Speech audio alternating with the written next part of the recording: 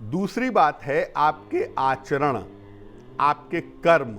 एक तो जबान हो गया जिसको आपको ठीक रखना है, दूसरा है आपका बिहेवियर, आपके आचरण, आपके कर्म, आप कैसा कर्म करते हैं। हमारे आचरण और कर्मों का सीधा संबंध हमारे रोजगार से होता है।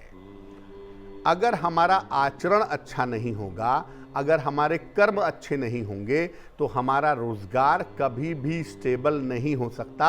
हमें रोजगार को लेकर के दिक्कतें परेशान करेंगी। अगर कर्म और आचरण शुद्ध ना हो तो रोजगार में समस्या जरूर होती है, रोजगार में दिक्कतें जरूर आती हैं। इसलिए कर्म और आचरण को शुद्ध रखना चाहिए, क्योंकि अगर आपका कर्म शुद्ध नहीं होगा, आचरण शुद्ध नहीं होगा, तो आपका रोजगार बेहतर नहीं होगा और आप जीवन भर भटकते रहेंगे, जीवन भर भटकाव चलता रहेगा।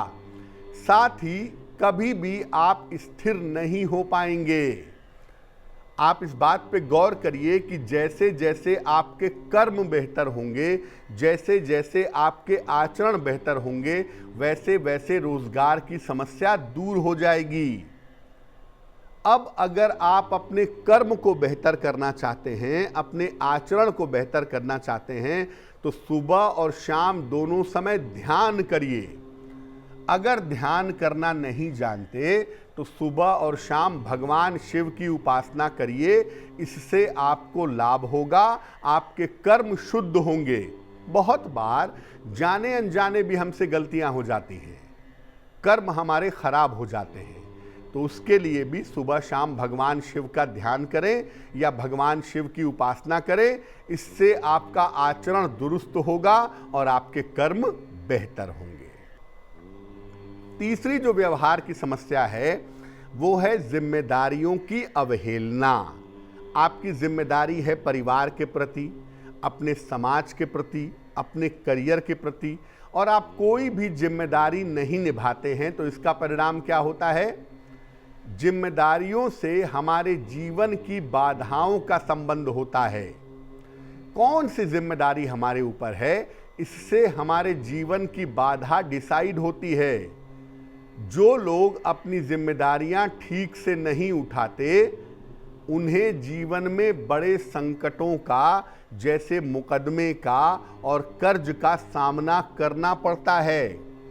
आपकी जिम्मेदारी है अपने पति पत्नी के प्रति, अपनी संतान के प्रति, अपनी माता पिता के प्रति, और आप कोई भी जिम्मेदारी नहीं निभाते हैं, जिम्मेदारियों का ठीक से पालन नहीं करते हैं, तो इसके परिणाम आपके लिए गंभीर होंगे। आपको जीवन में बड़े संकटों का, जैसे मुकदमेबाजी का और कर्ज का सामना करना पड़ेगा। और ऐसी दशा में अगर आप जिम्मेदारियां नहीं निभाएंगे तो जीवन में इतनी समस्या होगी कि हर समस्या में आप उलझे रह जाएंगे, समस्या से बाहर नहीं निकल पाएंगे। अपनी जिम्मेदारियों को निभाने में किसी तरह की लापरवाही मत करिए। जैसे जैसे आप जिम्मेदारी निभाएंगे आपकी जिंदगी आसान होती चली जाएगी, क्योंकि जिम्मेदारी निभाने से आपका कनेक्शन, आपका कांटेक्ट ईश्वर से बन जाता है। आप चाहते तो हैं कि मैं जिम्मेदारी निभाऊं, लेकिन नहीं निभा पाते हैं, तो ऐसी दशा में एकादशी का व्रत रखिए, आपको लाभ होगा। साथ ही साथ पौधों में अगर जल देंगे तो उससे भी आपको फायदा होगा, उससे भी आपको लाभ होगा। अब एक और आपका व्यवहार है सहायता न करना। ये बहुत कॉमन सी बात है कि लोग सक्षम होने के बावजूद दूसरों की सहायता नहीं करते हैं। अगर सक्षम होने के बावजूद आप किसी की सहायता नहीं करते तो आपको जीवन में मानसिक समस्याओं का सामना करना पड़ेगा और कभी न कभी आप जीवन में अकेलेपन के शिकार हो जाएंगे। मैं ये नहीं कह रहा हूं कि कोई आपसे पैसे मांगे तो आप लाखों रुपए दे दीजिए, लेकिन आपकी सामर्थ्य है कि आप 1 रुपया, 5 रुपया, 10 रुपया, 100 रुपया दे सकते हैं तो आप बिल्कुल दीजिए। कोई आपसे कपड़े के लिए कह रहा है, उसके पास फटे पुराने कपड़े हैं और आप कपड़े देने में सक्षम हैं, तो उसे कपड़ा दे दें। यानी कि आपसे जो भी सहायता मांगे वो सहायता करिए, वरना जीवन में मानसिक रूप से आप परेशान रहेंगे और जीवन में एक समय ऐसा आएगा जब आप अकेले रह जाएंगे, अकेलेपन के शिकार हो जाएंगे। जितना लोगों की सहायता आप करेंगे उतनी ही ज़्यादा आपको ईश्वर की कृपा का अनुभव होगा। और जो लोग दूसरों की सहायता करते हैं अपने साधनों के हिसाब से, अपनी योग्यता के हिसाब से, वो जीवन में कभी भी मन से कमज़ोर नहीं होते। दिन भर में कुछ समय ईमानदारी से ईश्वर के लिए निकालिए, इससे करुणा भाव प्रबल होगा और आपका भाग्य चमक उठेगा। देखिए, नॉर्मली होता क्या है, हम सुबह शाम उठते हैं, टीका लगाया, घंटी बजाया, दीपक जलाया और चल दिया ऑफिस।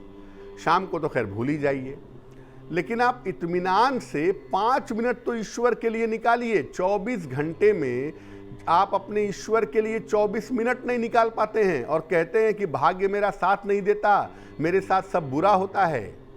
देखिए, ईश्वर के साथ संपर्क में आने से किस्मत नहीं बदलती है, ये मत समझिएगा कि वहां लालच का मामला है। लेकिन ईश्वर के साथ संपर्क में आने से आप अपने जीवन की मुश्किलों को आसानी से सुलझा पाते हैं, अपनी मुश्किलों पर विजय पाते हैं। क्योंकि मुश्किलें तो देखिए जीवन में आएंगी, वो रुकेंगी नहीं, लेकिन जब आप ईश्वर की शरण में होंगे तो आपकी मुश्किलें आएंगी और निकल जाएंगी, आपको पता भी नहीं चलेगा। इसलिए 2 काम जरूर करिए। 24 घंटे में एक आदमी की सहायता करिए, समझा करके, कुछ दे करके, कुछ बात करके, कुछ मदद करके एक आदमी की सहायता करिए। और 24 घंटे में 2 बार, सुबह और शाम, कम से कम 5-5 मिनट ईश्वर के लिए जरूर निकालिए। प्रार्थना करिए, उपासना करिए, साधना करिए, निश्चित रूप से आपको लाभ होगा। तो आपका व्यवहार बड़ा अहम होता है ये जानने और समझने में कि आपका भाग्य आखिर आपकी सहायता क्यों नहीं कर रहा है।